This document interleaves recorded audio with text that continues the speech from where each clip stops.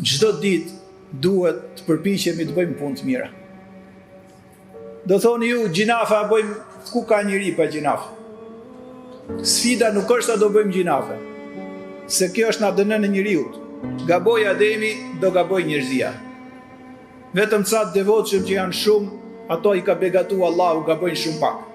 Shumica njerëzve gabojnë më shumë. Po problemi është që kjo është një gjë që do ndodhi. Dikush më shumë, dikush më pak, dikush është sfida. Apo bën muslimani dhe muslimania ndonjë të mirë. Çdo ditë duhet të përpiqet njeriu të ketë në agjendën e vet ditore, të bëjë ndaj Allahut madhnushëm diçka të mirë. Pse? Për këtë na ka kriju Allahu madhnushëm. Për me besu dhe për me bëu vepra të mira.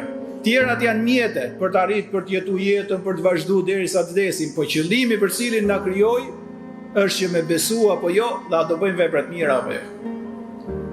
Kush bën vepra të mira, edhe i ka ato tradit, Allahu madhnushëm i ka premtuar me Kur'an, apo i ka sqaruar me Kur'an që ai njeriu është më i mirë se sa engjëjt.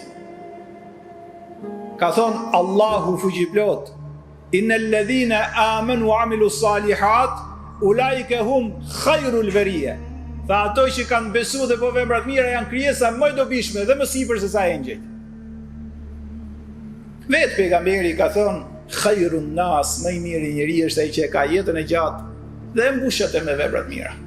Po ti shohësh njerëzit sot janë stresuar, janë të mërzit, janë dëshpëruar. Po ka një shok të jashtëzakonshëm që kur e pyetën atë dietarin i thanë, cilin të maj për shok? Tha veprën e mirë. Është i shok i pandashëm këtë botë në varr e ditë gjykimit e në xhenet. Ka thonë i madhnushmi men amile salihan min dhakarin wa untha huwa mu'min, kush punon vepër të mirë, qoftë mashkull apo femër dhe besimtar mbi të gjitha, do t'i japim një jetë të këndshme. Nuk e thotë do t'a japi shoku, do t'a japi nusja, do t'a japi. Këto janë sebepe, këto kanë dobësitë e veta. E vetmja gjë që s'ka dobësi dhe të afron nga Allahu dhe t'jep lumturi, ka thënë Kurani, është besimi dhe veprat e mira.